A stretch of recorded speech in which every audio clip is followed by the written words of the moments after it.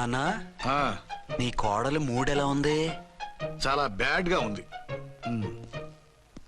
ఏమాయ్ ఏమిటాయ్? దాహం వేస్తుంది, కాసిన మంచినీళ్ళు ఇవ్వు. తీసుకుని తాగు. అర్చే ఆ, నీ చేత్తో కాస్త టీ ఇవ్వరా. వెళ్ళి పెట్టుకో. ఎందుకులే, ఒకేసారి భోంచేద్దాం.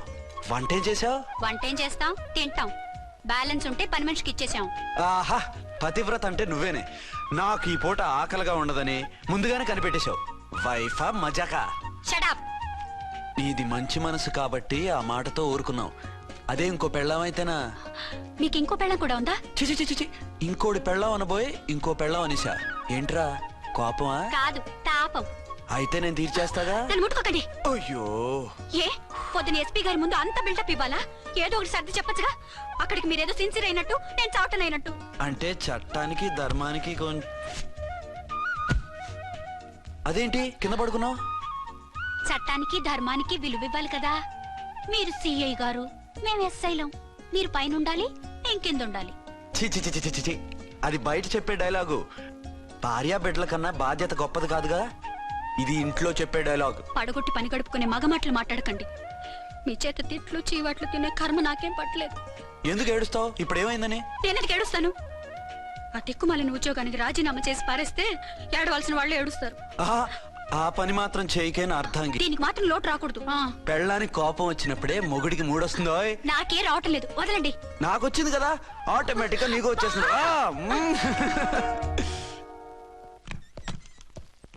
అర్చన, సార్, ఈ రోజు నా మినిస్టర్ తమ్ముడి కేసు ఫైనల్ హియరింగ్ అవుతుంది. ఎవిడెన్స్ అన్ని పక్కగా ఉన్నాయి కదా? సార్.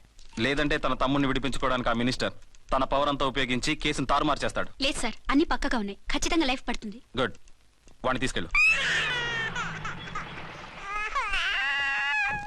వీడిని ఇక్కడికి ఎందుకు తీసుకొచ్చారు? నాన్న ఇంట్లో లేడు, నేను అర్జెంట్ గా బయటికి వెళ్ళాలి. వీడేమో ఏడుస్తున్నాడు, ఏం చేయాలో తెలియక. నేను కోర్టుకి వెళ్ళాలండి.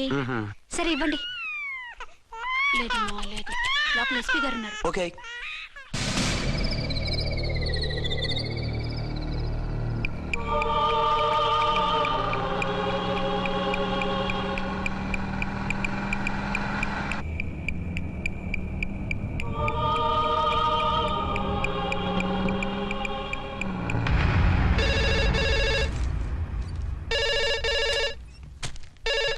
Hello, yes.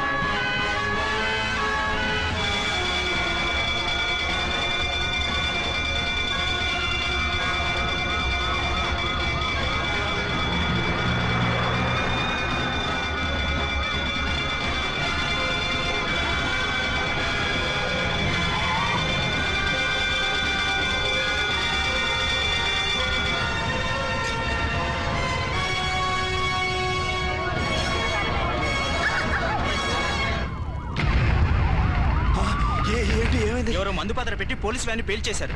అందులో మనుషులు పాపం అంతా కాలిపోయారు, ఎవరు బతకలేదు. అర్చనా!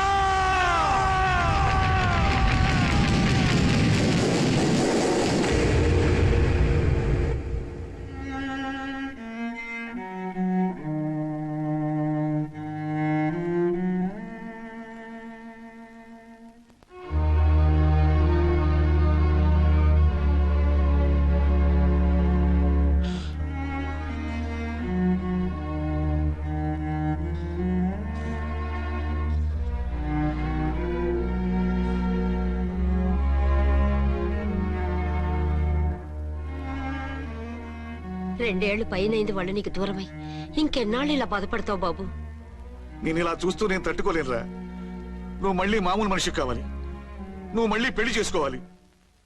నాన్న, అవునరా. మరో పెళ్లి చేసుకుని నా అర్చనకు ద్రోహం చేయలేను. నిద్రాహారాలు మానేసి ఇలా కుమిలిపోతూ పిచ్చివాడు అయిపోయి మాకు ద్రోహం చేస్తావా? నిన్ను అర్చన్ని మర్చిపోమని చెప్పటం లేదు బాబు. అర్చనికి దూరమైన బాధను మర్చిపోమంటున్నావు. నా బిడ్డ ఎలాగూ పోయింది, కనీసం నువ్వైనా సుఖపడు. ఈ మాట అత్తగా కాదు బాబు, తల్లిగా చెప్తున్నాను. నేను అర్చన భర్తగానే బతుకుతాను తప్ప మరొకరి భర్తను కాను. నీకు చనిపోయిన భార్య ఒక్కరితే కాదురా, బతుకున్న తండ్రి కూడా ఉన్నాడు. నేను ఓ భార్యకి భర్తలేరా? భార్య లేని జీవితం ఎంత నరకమో నాకు తెలుసు. మీ అమ్మను మర్చిపోలేక ఆత్మహత్య చేసుకుందాం అనుకున్నాను. కానీ తల్లి లేని వాడివి, తండ్రి కూడా లేని అనాథగా మిగలకూడదని ఇంకా బతుకున్నాను రా. దాన్ని మర్చిపోలేకే ఈ తాగుడుకు అలవాటు పడ్డాను. నువ్వు నాలా కాకూడదు, ఈ వంశం నీతోనే అంతరించిపోకూడదు. నీకు తోడు ఈ ఇంటికి ఆడదికు కావాలిరా. చనిపోయిన భార్య మీద ఉన్న ప్రేమ బతికున్న ఈ తండ్రి మీద ఉంటే పెళ్లి చేసుకో, లేదంటే చెప్పు, ఏ రైలు కిందో తలబెట్టి చస్తాను. కాదనకు బాబు. మీకోసం కాకపోయినా మా కోసమైనా ఈ పెళ్లి చేసుకోండి సార్. మీరు ఈ పెళ్లి చేసుకుంటే పైన అమ్మగారు కూడా సంతోషిస్తారు. సరే, మీ ఇష్టం. రంగోటి, ఇప్పుడు నాకు చాలా ఆనందంగా ఉందిరా. ఈ శుభ సందర్భంలో ఫుల్ పీకేస్తారా? లేదు, ఈ రోజు నుంచి నేను మందు మానేస్తున్నా. సార్ ఇదిగో, ఈ రోజు నుంచి నీ డ్యూటీ అల్లుడు గారి దగ్గర కాదు, మా దగ్గర. పద అమ్మాయిని చూద్దాం. అలా అయితే మంచి పోజులో ఉన్న అబ్బాయి గారి ఫోటో ఒకటి తీసుకోండి, పెళ్లి కూతురు చూపిద్దాం. అబ్బాయి బాగానే ఉన్నాడు. ఒరిజినల్ ఫిగర్ చూస్తే ఇంకా బాగుంటాడండి, కత్తిలా ఉంటాడు. చూసుకోవడానికి బాగుంటుంది కాదు, చేసుకోవడానికి బాగుండాలి. నా సిద్ధాంతాలకి ప్రిన్సిపల్స్ కి తగ్గట్టుగా ఉండాలి. అంటే నా కాబోయే భర్త శ్రీరామచంద్రుడిలా ఉండాలి. అంటే నామాలు కిరీటాలు ఎట్టుకుని బాణాలు వదులుతున్నారండి. షటప్. గెటప్ లో కాదు, బుద్ధిలో రాముడు లాంటి వాడై ఉండాలి. లాంటి వాడేంటమ్మా, శ్రీరామచంద్రుడే అనుకో. రాముడైనా సుర్పడకను చూసాడేమో కానీ మా వాడు డ్యూటీలో లేడీ కానిస్టేబుల్ ఉంటే షూస్ తప్ప ఫేస్ చూడడు. కట్నం పైసా అడగకూడదు. మా సీఏ గారికే బోల్డ్ అంత ఉంది. కాకపోతే మా వాడికి ఇదివరకే పెళ్ళయిందా? అబ్బే లేదమ్మా, ఇదే మొదటి పెళ్లి. ఇది వరకు ఎన్ని సంబంధాలు వచ్చినా అతను చేసుకున్నా అంట. ఏ ఏదైనా ప్రాబ్లమా? కాదు, అమ్మాయిలు నచ్చగా నీ ఫోటో చూసి బాగా ఇంప్రెస్ అయ్యంట. నువ్వు గనక ఓకే అంటే నాకు ఓకే. అదేంటండి, అబ్బాయికి రెండో పెళ్లి అమ్మాయి చెప్పలేదే? చెప్తే ఒప్పుకోదని. అందుకని అబద్ధం చెప్పి పెళ్లి చేస్తారా? ఉద్యమాలని విప్లవాలని తిరిగి దీన్ని చేసుకోవడానికి ఎవరూ ముందుకు రావడం లేదు. రాక రాక మీ సంబంధం వచ్చింది. రైటే, కానీ రెండో పెళ్లి గురించి చెప్పకుండా పెళ్లి చేస్తే ఆ 3 ముళ్ళు పడి 3 రాత్రులు గడిస్తే అన్ని సర్దుకుంటాయి. అంటే మోసం చేసి చేయటం. ఇందులో మోసం ఉంది. ఇదేమన్నా మొదటి భార్య బిడ్డల్ని పెంచాలా, ఆ భార్యతో భర్తలు పంచుకోవాలా? అది కాదండి, అమ్మాయి బాగా ఫాస్ట్. ఒక పెళ్లిలో చూసాం, తర్వాత ఏదైనా గొడవ చేస్తే. అలా చేస్తే నా కూతురే కదమ్మా నష్టపోయేది. ఆయనంత ధైర్యంగా చెప్తున్నప్పుడు మనకేంటండి? మీరు కాదంటే దానికి ఈ జన్మలో మొగుడు దొరకడు. కాదనకండి. సరే, మీ ఇష్టం. నా ఇష్టం. సరే, అమ్మాయికి అన్ని చెప్పారా? అన్ని అంటే ఒక్క మీ పెళ్లి గురించే కాదు, మన ఫ్యామిలీ బ్యాక్గ్రౌండ్ గురించి కూడా చెప్పేసి. అవునవును, ఏమంది? చాలా బాధపడింది, జాలి పడింది. నిన్నే చేసుకోవాలని ఆశపడింది. నువ్వు కూడా ఊ అన్నావంటే. సరే, కాదు. అదేంటండి, అమ్మాయి దగ్గర ఎలాగో నిజం దాచాం, అబ్బాయి దగ్గర దాచడం ఎందుకు? దాయకపోతే వీడు అసలు పెళ్లి వద్దంటాడయ్యా. తర్వాత అయినా తెలుస్తుంది కదండి. ఆ పిల్లబాబు చెప్పాడుగా, 3 ముళ్ళు పడి 3 రాత్రులు గడిస్తే అన్ని సర్దుకుంటాయని. అదే పని మనవాడు చేస్తాడు. కాముగా పెళ్లి చేసేసి వెంటనే అన్ని మును పంపించేద్దాం. ఇలా కూర్చోండి సార్. అది.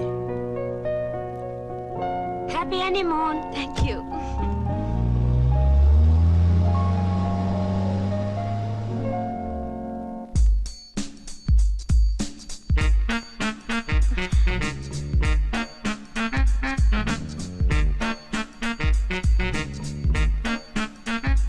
ఎంత అయిందిరా?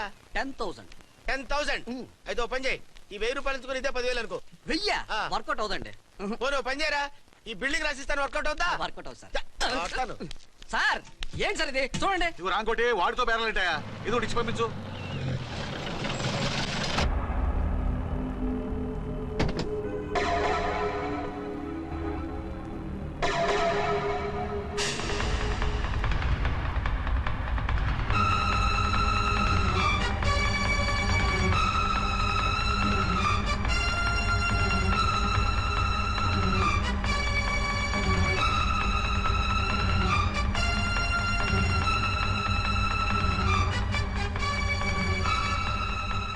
మావయ్య, అమ్మా, రాంకోటి అర్చన నువ్వు చనిపోలేదు మావయ్య, బతికే ఉన్నాను.